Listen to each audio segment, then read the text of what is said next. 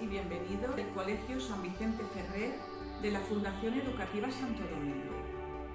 Os presentamos el nuevo formato que va a adquirir durante el curso 23-24. El tema que vamos a trabajar este curso es el apego.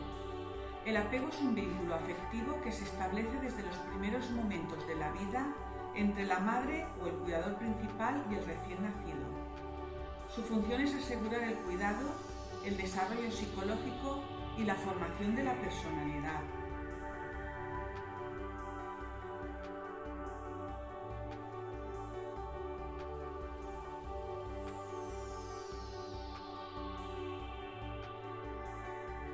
Os esperamos.